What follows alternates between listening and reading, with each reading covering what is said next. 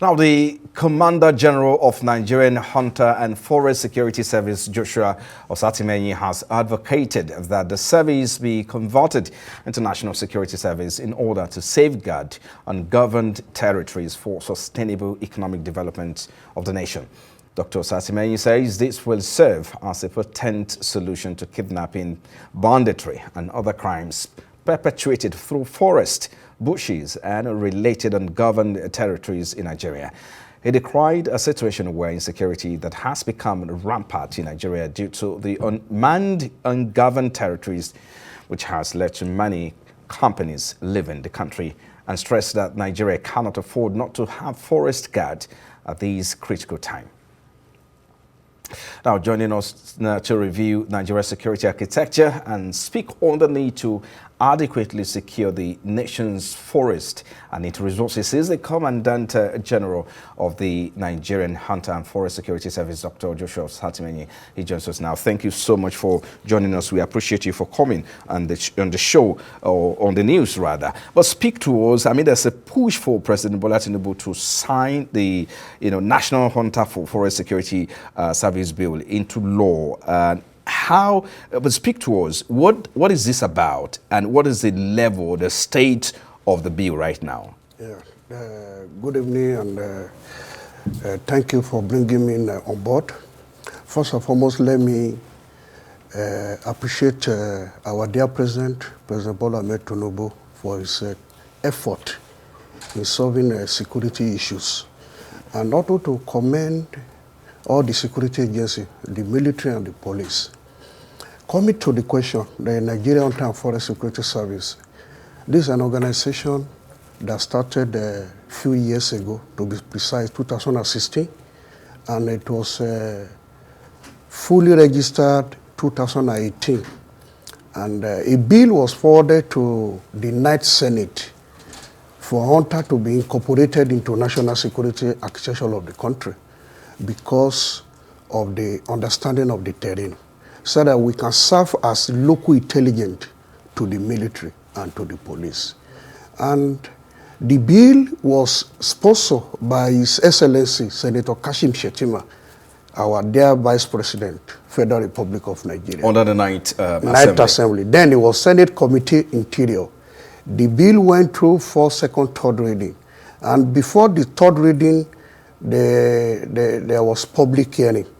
Out of 103 memoranda that was submitted during the public hearing, 102 supported the establishment of this bill because of our importance. And it doesn't have any conflict among the existing authority. Because as we speak today, like I used to say, our military and the police, they are one of the best in the world, but they are overstretched. So Nigeria forests occupy more than 10 million acres of land, unprotected, ungoverned, no presence of government in those areas. So that has made the criminal to take it as the safe haven to perpetrate their evil. If they kidnap, they take to the forest. If the banditry activities want to take place, they plan within the forested region. But there must be an organization that will be monitoring the security surveillance of the forested region. That is where the hunter come into play.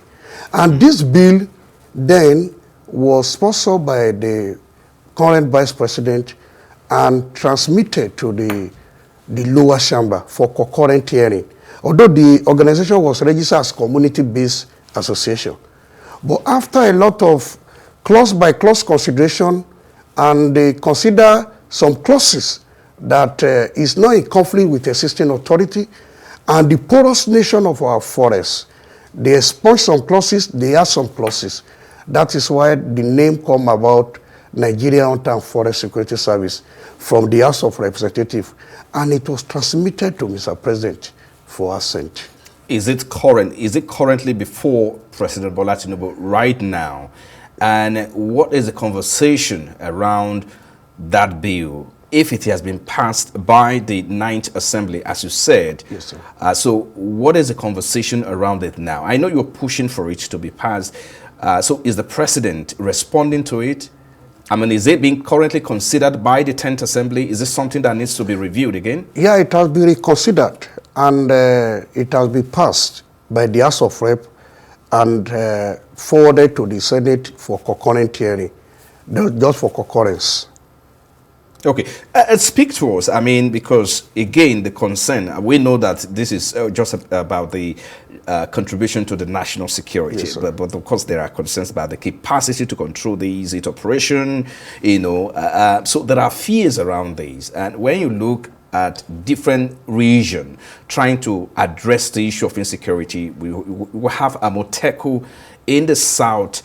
In the southwest, we have Ibubago in the southeast, and we also recently we have the other security arms as well within the north as well.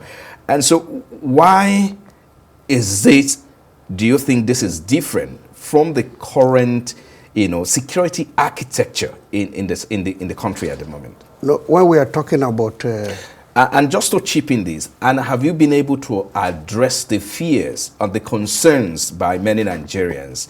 How is the operations will be controlled? How is it going to be handled? Who is going to be in charge and all of that? Speak to that. Yes. The Nigerian Hunter and Forest Security Service is not a regional organization. It's a national organization. We have our offices, our command offices in all the 36 states of the country, in all the 774. And the issue of operation, we have been properly trained by the parental body of security. This is the approval letter 2019 from the Inspector General of Police for Hunter to be trained across all the 13 police training schools in Nigeria. This is another approval letter from the Commander General of NDLA for Hunter to be trained in terms of detecting illicit drug movement within the forested region. This is another approval letter from the Civil Defense. So I'm showing all this to you that Hunter has prepared for the day ahead. Okay, when you mention Ebubago, it's just a regional security outfit. Last month I was with Governor of Ebonyi. He recruited 2,600 of youth, 2,000 youth into this organization for the purpose of securing farmer and supporting other security agencies within the forest. Let's talk about your impact. I mean, since you said you got an approval. Well trained by the parental body of security. Speak to us about your success story so far in terms of impact within the localities. Looks like since it's a national body and we see different state and different region recruiting youth into their own formation at the moment. And speak to us, what is the level of impact and operations like? Yeah, we have our success story across board. Let me first go to the Northeast. 2019, I was with His Excellency, the Executive Governor of Borno State. He commissioned 1,000 of our members to work with a Department of Civil Defense, Agro Ranger, to support farmer security within the bushes and in the forest. And when you go to Bauchi State, we are also working. For the past 5 years, Governor Bala Mohammed, His Excellency, has commissioned 600 members of our organization to work with a farmer within the forested region. That is Northeast. When you go to Southwest, His Excellency Seyi Makinde, Governor Seyi Makinde of Oyo State, in Okiogun, we arrested 11 kidnappers in April. I was there and we handed over them to the security agency. In July, he gave us 1 brand new Halos and 33 motorbike to head our operation. That is in Southwest. And I want to tell you, sir, even the Amoteku you mentioned in Southwest, I can tell you categorically that 80% of our members are working there because we are the one that know the terrain. We are the one that know the bushes. We gather local intelligence to to the constituted authority for them to have resort. And when they are talking about the issue of conflict, there's no conflict with any existing authority. There's this Badaklash in South Asia have just 174 million, and they have 6 million security paramilitary in terms of strength. Nigeria has less than 1 million. So we must support the police. We must support the military in terms of intelligence gathering, because we are being trained under their capacity. And let me go to South-South. Right. In Akwa Ibom, we are working with the government. In North Central, Governor Ododo just commissioned 1,050 of our members now. They are working with the police in Kogi State. All right. I think we just have to leave it. It's a conversation that will continue, and we hope that, as the issue of insecurity becomes urgent across the country, we hope that the president perhaps will look in the way of National Hunters Forest Service. Thank you so much for your time, Osatimehin Joshua, Commander General, Nigerian Hunter and Forest Security Services. Thank you for coming on the news.